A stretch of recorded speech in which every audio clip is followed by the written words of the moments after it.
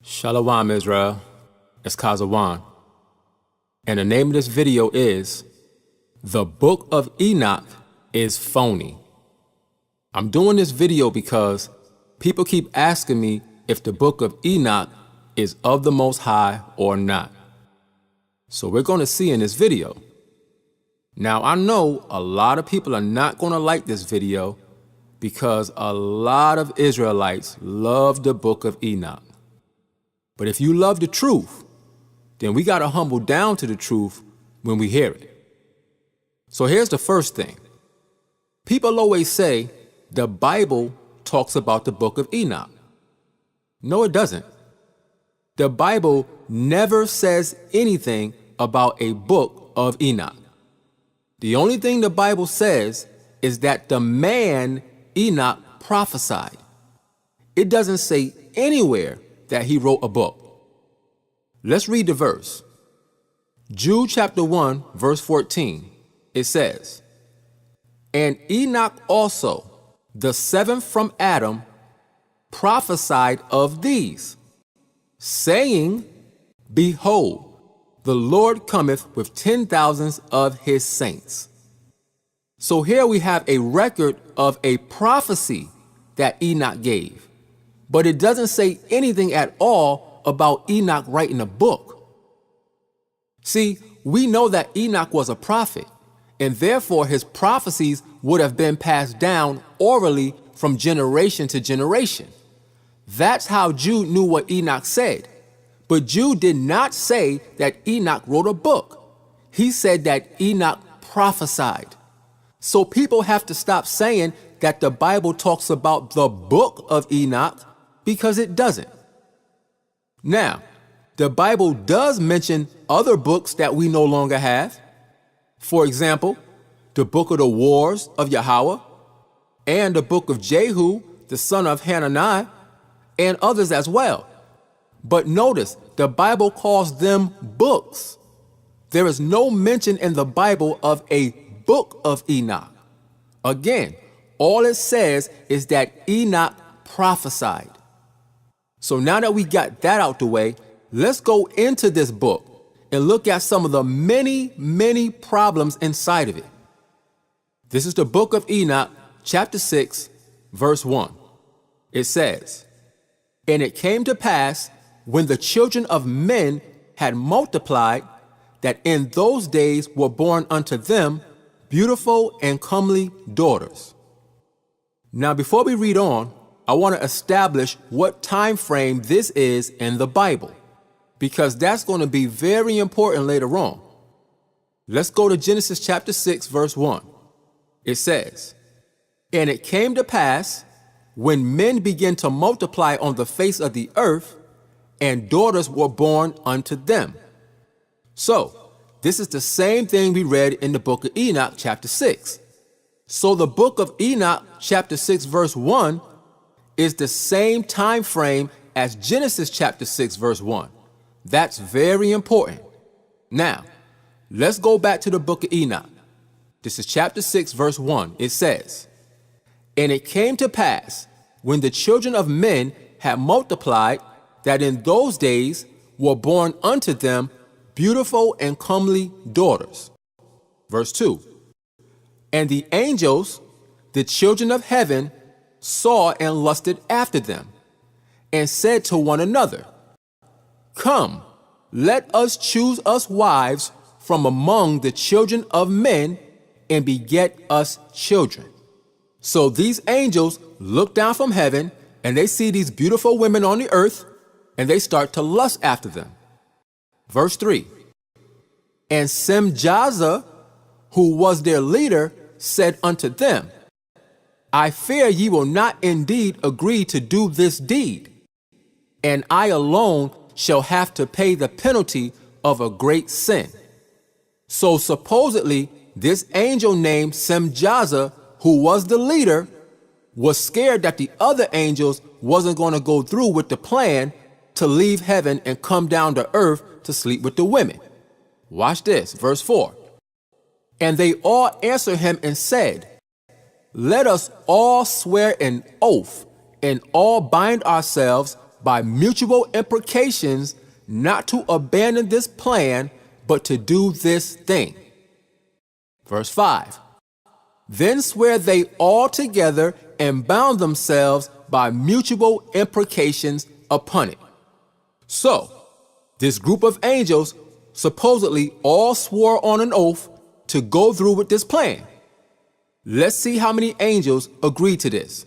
Verse 6, it says, and they were in all 200 on the summit of Mount Hermon, and they called it Mount Hermon because they had sworn and bound themselves by mutual imprecations upon it. Now, a lot of y'all believe this story. A lot of y'all really think that this actually happened. Remember earlier when I made a point of establishing what time frame this was in the Bible? Here's why that was important. According to the Book of Enoch, this group of angels didn't leave heaven and come down to earth until Genesis chapter 6, when they begin to lust after the women. This point alone is going to show you that the Book of Enoch is phony. Let's go to chapter 8 in the same book. Watch this. It says, and Azazel taught men to make swords and knives and shields and breastplates. Watch this. And made known to them the metals of the earth and the art of working them. Stop. Now we know that one of the angels who came down was called Azazel. Again, this supposedly happened after Genesis 6, when the angel saw the women of earth. It says that Azazel made known to them the metals of the earth and the art of working with metal. That's a problem. Watch this. Let's go to the Bible. Genesis chapter 4, verse 19. It says, and Lamech took unto him 2 wives. The name of the one was Adah, and the name of the other Zillah. Verse 20, and Adah bare Jabal, he was the father of such as dwell in tents, and of such as have cattle. Verse 21, and his brother's name was Jubal. He was the father of all such as handle the harp and organ. Now, notice this is Genesis chapter 4 here. This is 2 chapters before Azazel and the other angels supposedly came down to earth. Watch this. Verse 22, it says, and Zillah, she also bare Tubal-Cain, watch this, an instructor of every artificer in brass and iron. And the sister of Tubal-Cain was Naamah. Now, what is an artificer? Let's look it up in the Blue Letter Bible. Here it is. It's H2794. It's the Hebrew word karash, and it says a metal craftsman. That is a problem for the Book of Enoch. Look at Genesis 4 and 22. It says Tubal-Cain, an instructor of every artificer in brass and iron. Tubal-Cain was a metal craftsman and an instructor of other metal craftsmen before Azazel supposedly came down to earth. So how did this angel Azazel introduce men to metal and how to work with it when Tubal-Cain was already a master metal craftsman before Azazel and his angel buddies decided to leave heaven? You see that? That's one example of the Book of Enoch going off. Now, some of you might try to connect Tubal-Cain to Azazel in a desperate attempt to hold on to your book. But Tubal-Cain was born before Azazel supposedly came to earth. So that's not going to work. Let's keep a scorecard. The Bible 1, the Book of Enoch 0. Let's move on, because it's a lot more. Let's go back to the Book of Enoch. So supposedly, after all this happened on the earth, right? The angels Michael, Uriel, Raphael, and Gabriel tell the Most High what happened down on earth. Watch this. This is the Book of Enoch, chapter 10, verse 1.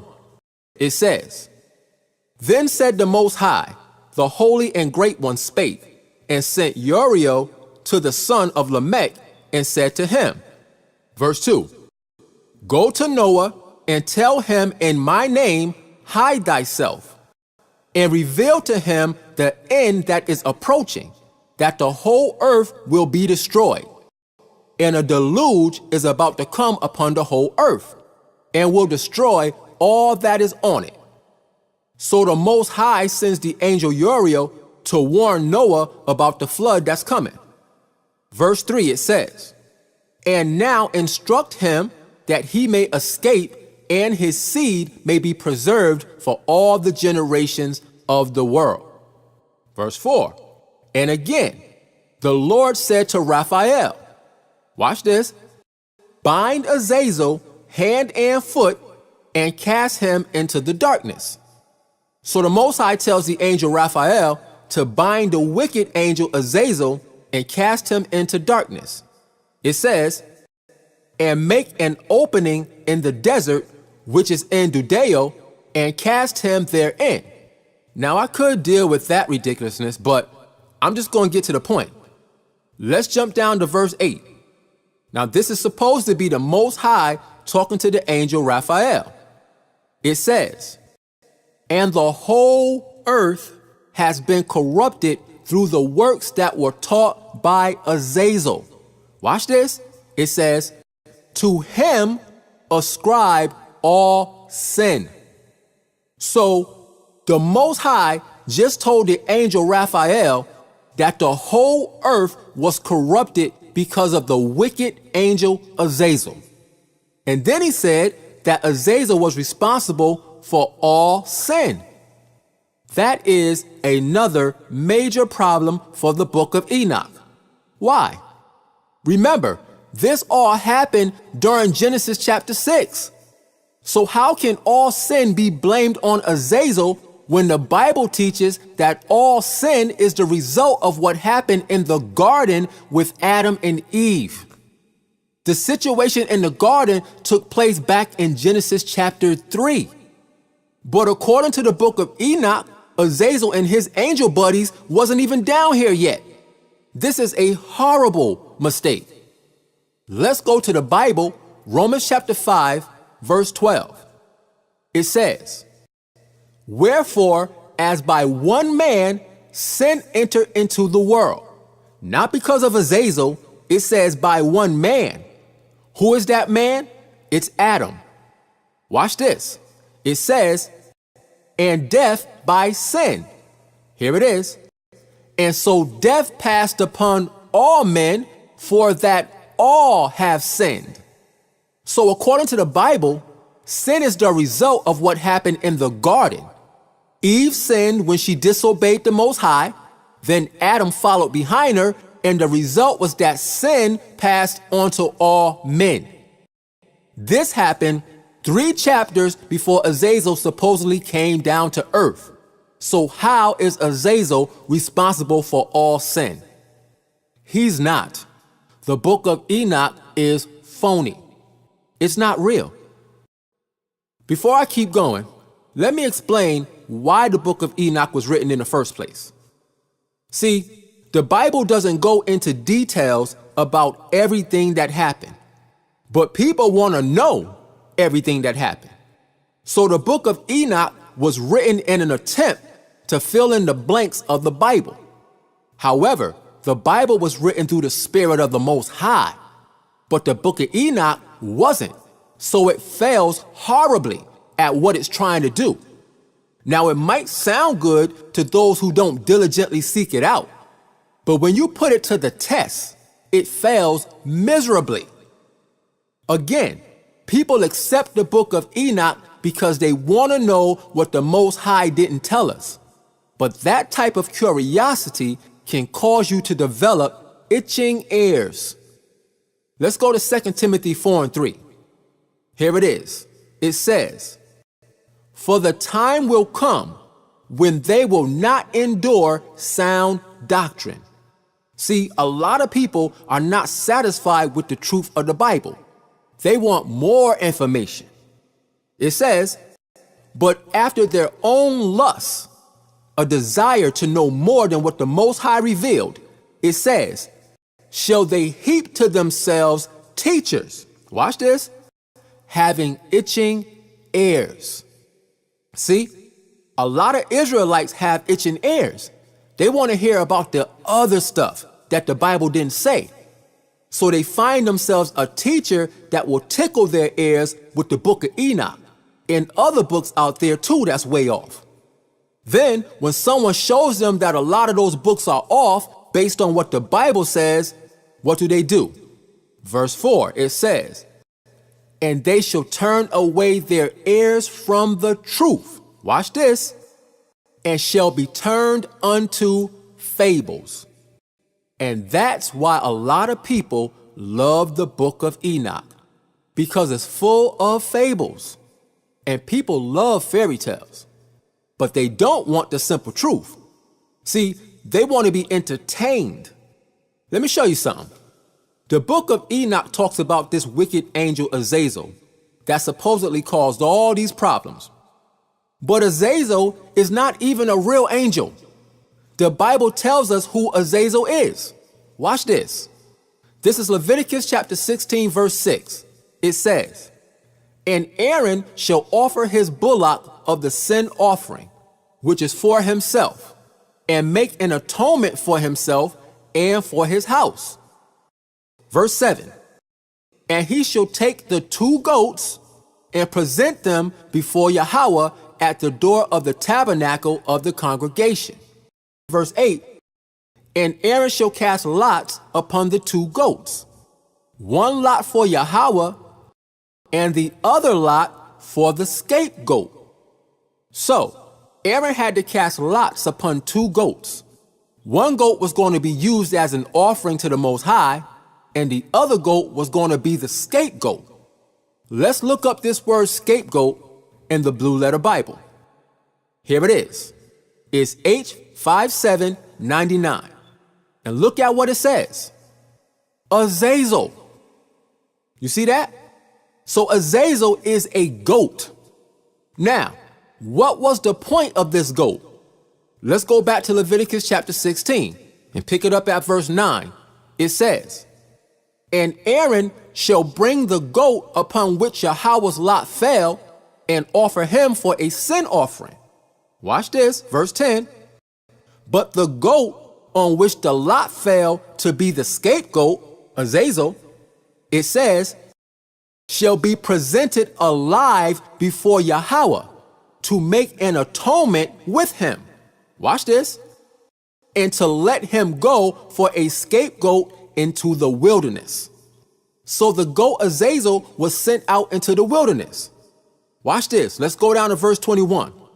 It says, and Aaron shall lay both his hands upon the head of the live goat, Azazel, and confess over him all the iniquities of the children of Israel, and all their transgressions and all their sins, putting them upon the head of the goat, and shall send him away by the hand of a fit man into the wilderness.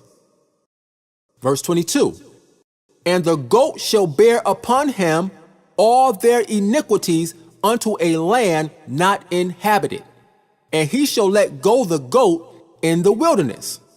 So this goat Azazel was used symbolically to carry away the sins of Israel into the wilderness. There's your Azazel right there. This has nothing to do with an angel. Azazel is a goat. The Bible 2, the Book of Enoch 0. Let's go back to the Book of Enoch. Remember, this group of angels supposedly came down on earth and slept with these women. Let's see what happened to the women that had sex with these fallen angels, according to the Book of Enoch. This is the Book of Enoch, chapter 19, verse 2. It says, and the women also of the angels who went astray, watch this, shall become sirens. See, this is just crazy. According to the Book of Enoch, the women who supposedly slept with the angels were turned into sirens. Let's see what a siren is. This is dictionary.com. The word is siren. It says, classical mythology. Notice it says mythology, meaning it's not real. It's a myth. It says, one of several sea nymphs, part woman and part bird, who lure mariners to destruction by their seductive singing. Really? This is what the Book of Enoch teaches? Let's go to Wikipedia. This is Wikipedia. This is Siren. It says, in Greek mythology, there it is again, it says, the sirens were beautiful yet dangerous creatures who lured nearby sailors with their enchanting music and voices to shipwreck on the rocky coast of their island. Let's click on this image so we can see how a siren looks. This is your Book of Enoch right here. This is what you believe in. Let's look at some more images. This is what happened to the women that slept with angels according to the Book of Enoch. You see this? If you believe this is true, then I don't even know what I could say to you. Listen, don't let nobody convince you into believing this madness. This is fairy tale, Sunday morning cartoon make-believe. There are no half-bird, half-women creatures out in the ocean somewhere singing songs. That's ridiculous. When you do the research, you find out that sirens eventually became mermaids. Now, do you really believe this? Because this is what the Book of Enoch says happened. This is ridiculous. The Bible, 3, the Book of Enoch, 0. All right, there's more. Let's go to the Book of Enoch, chapter 21, verse 1. Now, at this point, Enoch had a vision, and in the vision, he was taken to some type of place like another realm. It wasn't heaven, it was somewhere else. Watch this. This is the Book of Enoch, chapter 21, verse 1. It says, and I proceeded to where things were chaotic, and I saw there something horrible. Watch this. I saw neither a heaven above nor a firmly founded earth, but a place chaotic and horrible. So I just wanted you to see what type of place Enoch was supposedly in. Now, let's see what he saw in this place. Let's go to chapter 22, verse 5. Now, this is Enoch talking. It says, I saw the spirits of the children of men who were dead, and their voice went forth to heaven and made suit. So Enoch is in this mysterious place, and he sees the spirits of men that had died, and their voices were crying out to heaven. Watch this, verse 6. Then I asked Raphael the angel who was with me, and I said unto him, this spirit, who is it, whose voice goeth forth and maketh suit? So Enoch focuses on this one particular spirit, and he asked the angel Raphael who it was. Watch this, verse 7. It says, and he answered me saying, this is the spirit which went forth from Abel, whom his brother Cain slew, and he makes his suit against him till his seed is destroyed from the face of the earth, and his seed is annihilated from amongst the seed of men. Now, this is another problem for the Book of Enoch. First of all, Enoch is in this mysterious place, and he sees all the spirits of men who had died. And then on top of that, he specifically sees Abel's spirit. That's a lie. Watch this. Let's go to Ecclesiastes 3:20 in the Bible. Here it is. It says, all go unto one place. All are of dust, and all turn to dust again. So here we see the Bible saying that everyone's physical body goes back to the earth or the dust when we die. Now, let's see where the spirit goes when we die. This is Ecclesiastes chapter 12, verse 7. It says, then shall the dust return to the earth as it was. Again, that's the body. Watch this. and the spirit shall return unto the Most High who gave it. So according to the Bible, when anybody dies, their spirit returns back to the Most High in heaven. So how did Enoch see the spirits of people that died in Abel's spirit in some mysterious chaotic realm? He didn't see that. The Book of Enoch is phony. See, the Bible doesn't make mistakes like this, but a book that is not written through the Spirit of the Most High does. The Bible 4, the Book of Enoch 0. Let's go back to the Book of Enoch. This is chapter 55. This is during the time of Noah. Chapter 55, verse 1. And in those days, Noah saw the earth, that it had sunk down, and its destruction was nigh. So Noah sees all the wickedness happening on the earth, and he knew that destruction was coming because of it. Watch this, verse 2. And he arose from thence and went to the ends of the earth. Watch this. And cried aloud to his grandfather Enoch. Now, where was Enoch during this time? According to the Bible, Enoch lived 365 years, and then the Most High took him from the earth. So by this time, Enoch is already gone from the earth. So now we got Noah crying out to heaven for Enoch to come down from heaven and to talk to him. This is amazing. Watch this. It says, and Noah said 3 times with an embittered voice, hear me, hear me, hear me. Let's see what happened. Verse 3. And I said unto him, tell me what it is that is falling out on the earth, that the earth is in such evil plight and shaken, lest perchance I shall perish with it. So Noah wanted Enoch to come tell him what he could do so that he didn't die in the destruction that was coming. Now, just in case y'all don't know, the Book of Enoch has Noah going way off right now. Noah's trying to talk to somebody who already left the earth. But maybe he was just afraid of the destruction, so he got beside himself for a second. Let's see. Verse 4. And thereupon there was a great commotion on the earth, and a voice was heard from heaven, and I fell on my face. Now watch this, verse 5. It says, and Enoch my grandfather came and stood by me. Unbelievable. So Enoch came down from heaven to talk to Noah? Really?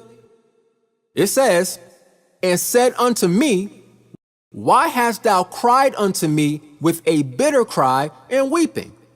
So Enoch comes down from heaven and has a conversation with Noah before the flood. Please tell me that y'all don't really believe this is true. Now, somebody might say it doesn't say Enoch came from heaven. But according to the Bible, Enoch only lived for 365 years, and then the Most High took him. Let's read it. This is Genesis 5:23. It says, and all the days of Enoch were 365 years. Verse 24. And Enoch walked with the Most High, watch this, and he was not, for the Most High took him. So it clearly says that all the days of Enoch was 365 years. That was his lifespan. And after that, he was taken from the earth. So the only way that Enoch could have came to talk to Noah is if he came down from heaven.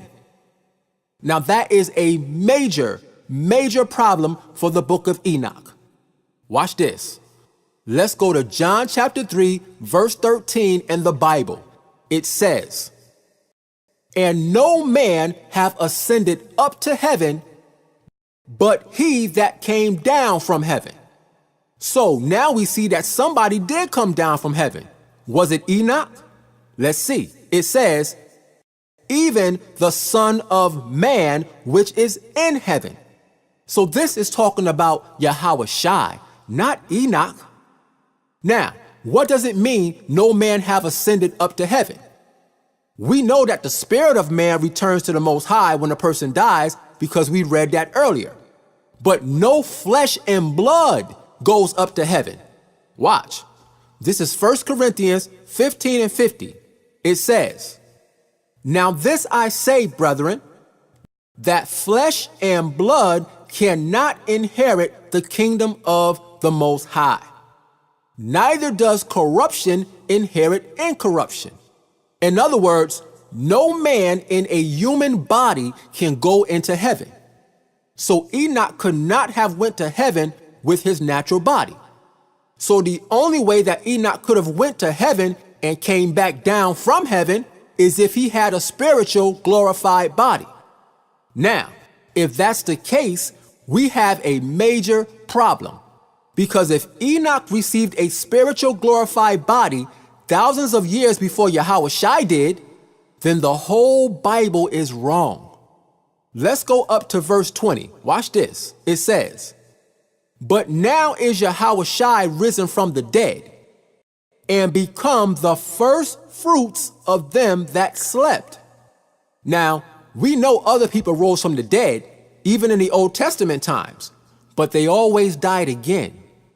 Yahushua was the first person to completely defeat death because he rose from the dead with a glorified body. He didn't die again. He's the first of his kind, the first fruits, meaning he rose with a glorified body. Now, let's go down to verse 22. It says, "For as in Adam all die, even so in Yahushua shall all be made alive." So, all of Israel that overcomes is going to receive a glorified body also. But when? Verse 23, it says, "But every man in his own order." Watch this. Yahushua, the first fruits, he got his glorified body first. It says, "Afterward, they that are Yahushua's at his coming." So, Yahushua already has his glorified body because he overcame sin. But the rest of Israel doesn't get their glorified body until Yahushua comes back. So if you say that Enoch had a glorified body during the Old Testament times, you're going way off according to the Bible. But if you say he didn't have a glorified body, then how was he going back and forth between heaven and earth with a regular body? It's impossible. You see, this is how you know that the book of Enoch is phony. Because when you examine it closely, you see that it's faulty all the way through. It's not from the Most High, because the Bible doesn't make mistakes like this. The Bible 5, the book of Enoch 0. All right, now, I want to stay in the same time frame before the flood came. Let's go to Genesis chapter 6, verse 13 in the Bible. It says, "And God said unto Noah, The end of all flesh is come before me, for the earth is filled with violence through them. And behold, I will destroy them with the earth." Watch this, verse 14. This is the Most High talking to Noah. It says, "Make thee an ark of gopher wood. Room shalt thou make in the ark, and shall pitch it within and without with pitch." Verse 15. "And this is the fashion which thou shalt make it of. The length of the ark shall be 300 cubits, the breadth of it 50 cubits, and the height of it 30 cubits. Verse 16. "A window shalt thou make to the ark, and in a cubit shalt thou finish it above. And the door of the ark shalt thou set in the side thereof. With lower, second, and third stories shalt thou make it." Now you hear me emphasizing the thou here, right? Because we clearly see that the Most High told Noah to build this ark. And we know according to the Bible that Noah built it. But let's see what the book of Enoch says. This is the book of Enoch, chapter 67, verse 1. It says, "And in those days the word of God came unto me, and he said unto me, Noah, thy lot has come up before me, a lot without blame, and a lot of love and uprightness. So the Most High recognized that Noah was righteous. Watch this. Verse 2, it says, and now the angels are making a wooden building. Watch this. It says, and when they have completed that task, I will place my hand upon it and preserve it. So the book of Enoch says that the angels built the ark, and then the Most High preserved it for Noah and his family to go inside before the flood came. That is not what the Bible says. We just read in the Bible that Noah built the ark.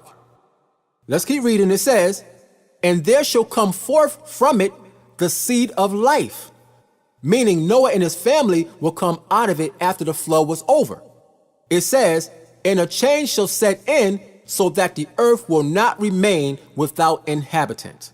So we clearly see that the book of Enoch teaches that the angels built the ark, not Noah. That's a direct contradiction to the scriptures. The Bible 6, the book of Enoch 0. Now, not only does the book of Enoch contradict the Bible, it also contradicts itself. For example, the majority of the whole book of Enoch is about the angels coming down to earth and teaching mankind different kinds of sin. In fact, we read in chapter 10, verse 8, where it says that the angel Azazel was responsible for all sin. But when you go to chapter 98, verse 4 in this same book, it says this, I have sworn unto you, ye sinners, as a mountain has not become a slave, and a hill does not become the handmaid of a woman. Watch this. Even so sin has not been sent upon the earth, but man of himself has created it. And under a great curse shall they fall who commit it. What? This is a complete contradiction to the rest of the book. The majority of the book says that angels introduced man to sin. Now all of a sudden, out the blue, man created sin by himself. You see, this is crazy. And it gets even worse.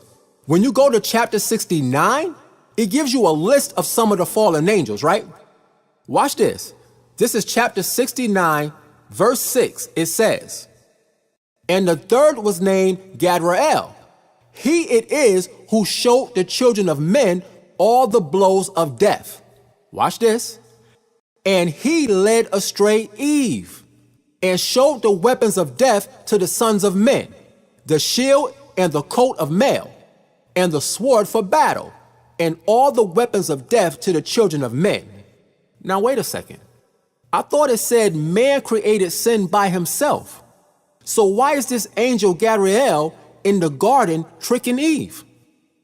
Also, how did Gabriel lead Eve astray when, according to the book of Enoch, the fallen angels wasn't even on the earth during the time of Adam and Eve?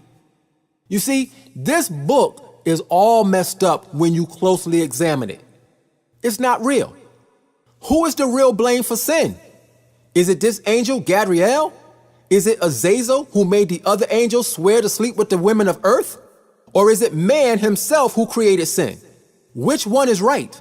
Because the book of Enoch says it's all three of them. That is what's called confusion. And the Most High is not the author of confusion. Again, how in the world can this book be legit when it doesn't even agree with itself?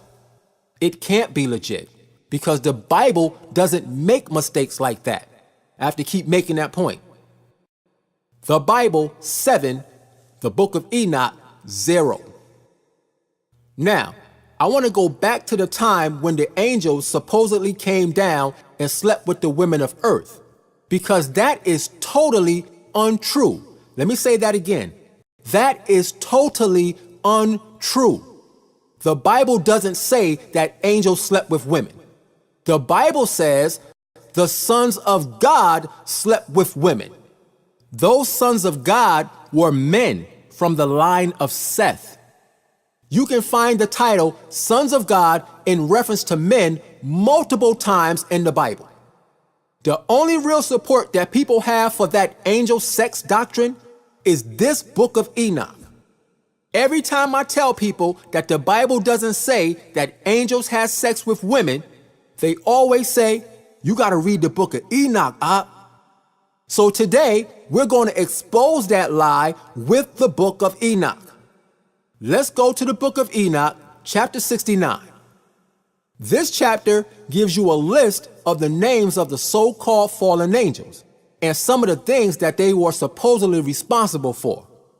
Verse 4, it says, the name of the first, Jequon, that is, the one who led astray all the sons of God and brought them down to the earth, and led them astray through the daughters of men.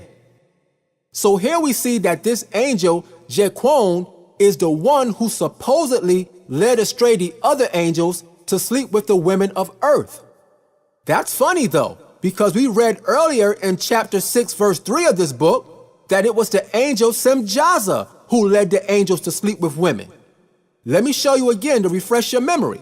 Here it is. Chapter 6, verse 3, it says, and Semjaza, who was their leader, said unto them, I fear ye will not indeed agree to do this deed, and I alone shall have to pay the penalty of a great sin. Notice that Semjaza is the leader. Watch this. Verse 4. And they all answered him. They all answered Semjaza. It says, and said, let us all swear an oath and all bind ourselves by mutual imprecations not to abandon this plan, but to do this thing.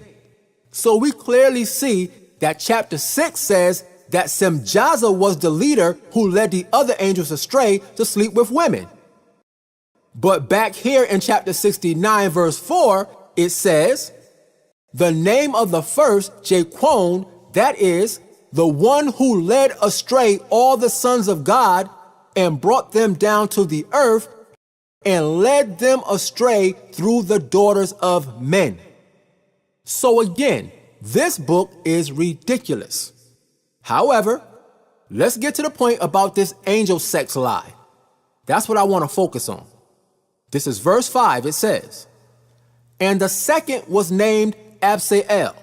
He imparted to the holy sons of God evil counsel and led them astray. Now watch this. So that they defiled their bodies with the daughters of men. Why is this important? Because most Book of Enoch supporters tell you that the fallen angels inhabited the bodies of men on earth, and that's how they got women pregnant. Now they say that because they know that angels don't have sperm. So they say that the angels went into the bodies of the men on earth. However, verse 5 here says that the angels defiled their bodies with the daughters of men. So the Book of Enoch teaches that the angels used their own bodies to have sex with women. And by doing so, they defiled their own bodies. So here's the question. How did these angels get these women pregnant without sperm? Angels don't have sperm. Angels are spirits. And even when they take human form, that doesn't mean that they can produce sperm. Angels only take the shape of a human. They don't become human. They don't grow a heart, kidneys, a liver, and a spleen. They don't produce sperm. Those are human attributes, not angelic attributes. Angels are spirits. Let's go to 1 Corinthians chapter 15 and verse 39. It says, all flesh is not the same flesh. Watch this. It says, but there is one kind of flesh of men, another flesh of beasts, another of fishes, and another of birds. So the flesh of a man is not the same as the flesh of an animal. Now look at this closely. Verse 40, it says, there are also celestial bodies and bodies terrestrial. A celestial body is a spiritual body. That's what an angel has. A terrestrial body is an earthly body. That's what humans have.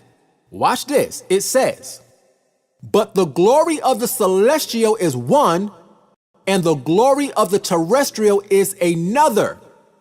In other words, these are two different types of bodies. They do not mix together. An angel can't get a human pregnant because they don't have sperm. And that is not the purpose of angels. It says, the glory of the celestial is one, and the glory of the terrestrial is another. You see, the Bible says that the woman is the glory of man. So men and women have sex. But the glory of the angels is to serve the Most High. They're not concerned with sex. They are ministering spirits that do the Most High's work.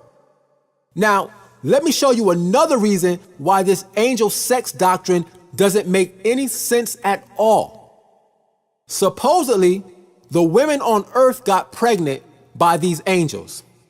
Let's read about the babies that were born as a result. This is the Book of Enoch, chapter 7, verse 2. It says, and they became pregnant. So the women got pregnant, right? It says, and they bare great giants, whose height was 3,000 ells. So these women supposedly had babies who grew to be 3,000 ells tall. Do y'all know how tall 3,000 ells is?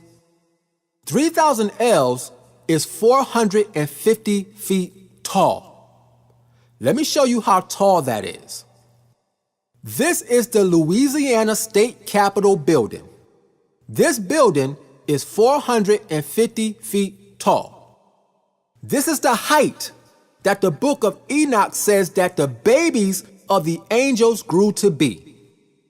Do you see these people right here in front of the building? Now look at how high this building is compared to those people. Do you really believe that women had babies that grew to be this tall? Seriously. Come on, Israel. I know my people are smarter than this, especially when you can actually see it with your own eyes. This is the claim that the Book of Enoch is making. Now, I'm going to go one step further and show you this using an actual man scaled to size. This man is 450 feet tall. I scaled him to size using my computer. Now, let me put a 6-foot tall man next to him. Here it is. This is on scale. Based on the height of this man at 450 feet tall, this man right here is 6 feet tall. Do you really think that normal-sized people produce giants this big? Really think about it. This is serious because this is crazy. In the Bible, Goliath was considered a giant. He was 9 feet 6 inches tall. This is how Goliath would look next to this 450 feet tall giant. You see that? It's not even close. And again, Goliath is a giant in the Bible. Listen, don't fall for this 450 feet tall giant lie. Pun intended, because it's a giant lie. It's a fairy tale. It's not real. Let me take the building away. Look at the height discrepancy between this 450 foot tall man and this normal sized 6 foot man. You can't possibly believe that's true. Now, some people are making the claim that archaeologists have found the bones of these giants. I hear this all the time. They found the bones, brother. No, they didn't. They have never found any bones of any giant that was 450 feet tall. There's not even any fake pictures of bones that big. You know why? Because they don't exist. That's ridiculous. It's a lie. Listen, Even the pictures that you find online of giant skeletons, which are nowhere near 450 feet tall, even those pictures are fake. All you have to do is do the research and you will find out that those pictures were all created by people. Some of those pictures were created for Photoshop contests, which I'm going to show you, and others were created as a joke. All these pictures were proven to be fake a long time ago, but people don't actually research anything. They just say stuff. Look at this. This picture right here shows an archaeologist unearthing a giant skeleton. Now, many people reference this same picture right here as proof of the angels having sex with women and producing giant babies. Well, first of all, if this picture was real, this giant wouldn't be anywhere close to 450 feet tall.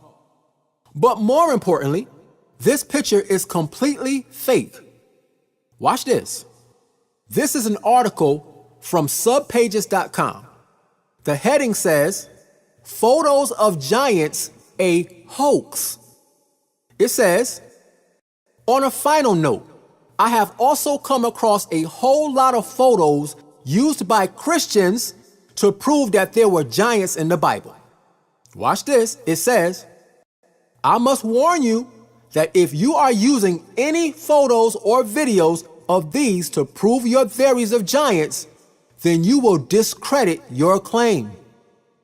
This guy is telling you, don't try to use these internet pictures as evidence. It says, "Moreover, you will also have many evolutionists ridiculing the Christians." Now, watch this. It says, "These photos are a hoax.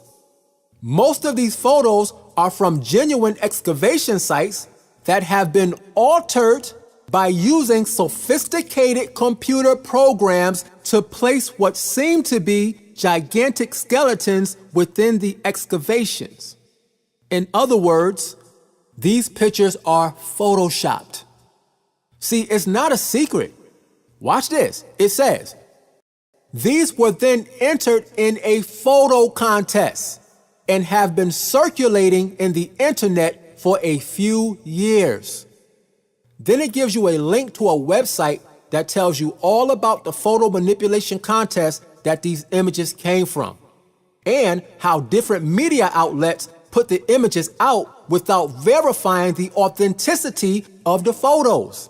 And as a result, the images spread all across the web like wildfire. Look at this. This is the National Geographic website. They did an article about these same pictures that came from these photo contests. Let me zoom in. It says, "Skeleton of giant is internet photo hoax." The article says, "The National Geographic Society has not discovered ancient giant humans, despite rampant reports and pictures." Meaning, even though people keep producing pictures of ancient giant skeletons and claiming that the National Geographic Society is responsible for them, it's not true. It says, "The hoax began with a doctored photo and later found a receptive online audience, thanks perhaps to the image's unintended religious connotations." Meaning, the creator of these images was not trying to prove that ancient giants existed. He created the pictures for a photo manipulation contest. It says, "A digitally altered photograph created in 2002 shows a reclining giant surrounded by a wooden platform with a shovel-wielding archaeologist thrown in for scale." So this image was created in Photoshop in 2002. Now, down here it says, by 2004, the discovery was being blogged and emailed all over the world. Giant skeleton unearthed, and it's been enjoying a revival in 2007. It says, "The photo fakery might be obvious to most people, especially if you use Photoshop or other editing software like myself. It says, but the tall tale refuses to lie down, even 5 years later. In other words, people just won't stop perpetuating this giant skeleton lie, even though it's been proven to be fake. Now, this is not the only fake giant skeleton image. There were many photo contests, and there were many images used. Let's look at some of the other ones. Now, the story behind this giant skeleton was that it was found in India in the 1930s. It is now known that this image is fake. It was created in Photoshop. Let's look at another one. This giant skeleton was supposedly found in Saudi Arabia. This is another known fake image. It was created in Photoshop. Again, none of these images were made in an attempt to prove ancient giants existed. These images were made for a photo contest, and some of them were made as jokes. This is known information. Look at this one. This giant skeleton was supposedly found in Nevada. This is another known fake image. Here's another one. Now, this one was real popular when it first came out because these two giant skeletons were supposedly found in Egypt. But guess what? This picture is a known fake. It was proven a long time ago, but people are still talking about it today. Just check for yourself and you'll see that this image is a known fake. Here's another one. This giant skull was supposedly found in the India desert. Guess what? It's another known fake. It was entered into a Photoshop contest by a company called Worth 1000. Now, all these pictures were in the giant skeleton category. Let me show you some of the other images from these photo contests so that you can have a better understanding of what's going on. Now, these pictures come from the nature section. Look at this. This is a picture of a rock in the shape of praying hands. This image was made in Photoshop, and if you notice, it won first prize. Look at this one. This person turned a mountain into an alligator. Look at this one. This person turned a rock into a big fish. Here's another one. This person turned a waterfall into a face. Again, all these images were created with Photoshop for photo contests. So when you see these giant skeleton images all over the internet, at least do the research to see if they're real. Don't take them at face value because you're being deceived. Let's go back to this image. See, with all due respect to my Israelite family, and I mean this because I know some of y'all are sincere, but nobody who is thinking clearly would believe that 450 feet tall giants was walking around on earth. Look at this picture again. Look at the size of the normal man. Now look at the height of this building. Look at the people in front of the building. Look at the size of the cars. Don't fall for this type of lie. The Bible 8, the Book of Enoch 0. Now, there's two Bible passages that people get confused by because of this angel sex doctrine. The first one is Amos chapter 2, verse 9. Let's read it. It says, "Yet destroyed I the Amorite before them," here it is, "whose height was like the height of the cedars, and he was strong as the oaks, yet I destroyed his fruit from above and his roots from beneath." Now here we see the height of the Amorites being compared to cedar trees. However, Og was the king of the Amorites, and his bed was 9 cubits high. So Og wasn't any taller than 12 feet. Therefore, we know that the cedar tree reference is just a figure of speech. The second passage is Numbers 13 and 33. Let's read it.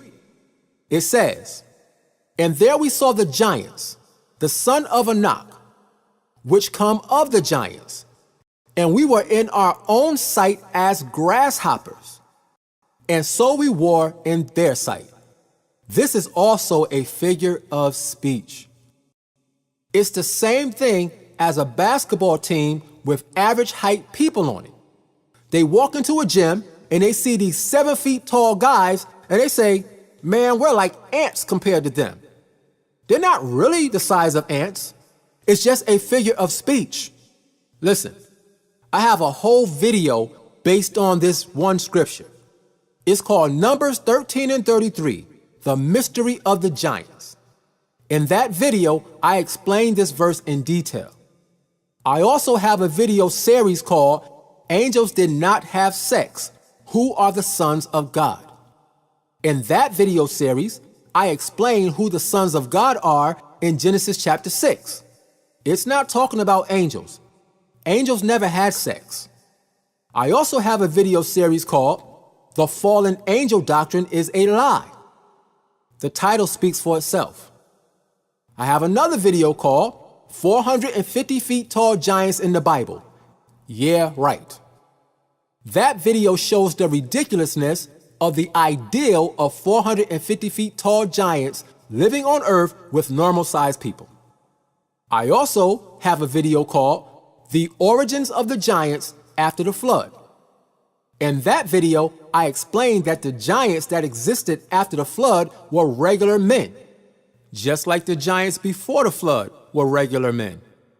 Now, it's funny because I actually had some people tell me that King Og survived Noah's flood by holding on to the bottom of the ark. See, this is the kind of stuff you have to believe in order to make these doctrines work. That's crazy. That's one of the most ridiculous beliefs I've ever heard since I've been in this truth. And by the way, that lie about Og surviving the flood, that comes from an old Jewish midrash. The Bible says that nothing survived the flood except for Noah and his family. Now, my point for mentioning all those videos I made was because any scripture that's dealing with angels or anything like that somebody will try to use to prove the Book of Enoch, I've dealt with those verses in one of those videos. The only piece that was missing was a video about the Book of Enoch. So through the grace of the Most High, I covered that now. All praises to the Most High Yahweh, in the name of his son Yahweh Shai. Now here's the thing about the Book of Enoch. It has some passages in it that are similar to the Bible. So when people sparingly read it, because most people haven't read the whole book, they only read passages. And in those particular passages, they see things that are similar to the Bible. However, all the writer did was take certain biblical principles and put them in the book in order to give it some credibility. But that doesn't mean that the book is from the Most High. Yes, there is some good information in the Book of Enoch because it's just copying the scriptures. But there's a lot of bad information in that book also. And I didn't even cover all of it. I just picked a few things.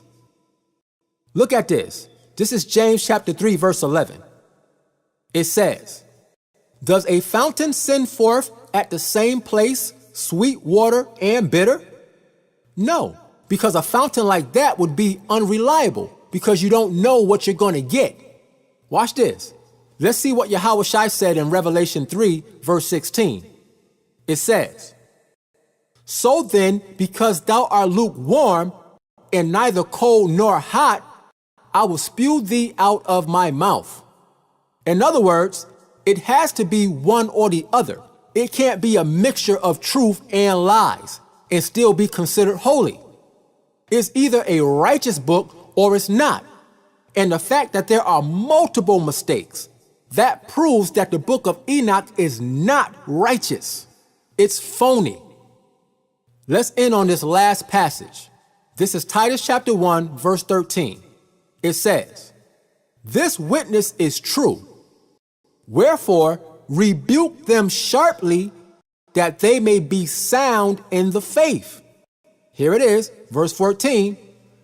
"Not giving heed to Jewish fables and commandments of men that turn from the truth." And that is what the Book of Enoch is. It's a Jewish fable. It's a make-believe book that has turned many from the truth. Listen, I left so many examples out of this video because it's just too much to cover and I don't want this video to be 8 days long. The bottom line is this: the Book of Enoch is phony, and I hope that you Israelites can see it. So in conclusion, even if there was a real Book of Enoch at some point, which there wasn't, but even if there was, the versions that exist today are not real. They have multiple problems inside from front to back. Again, I only pointed out a few. So I hope somebody got some understanding from this video, and with that I say, Shalom.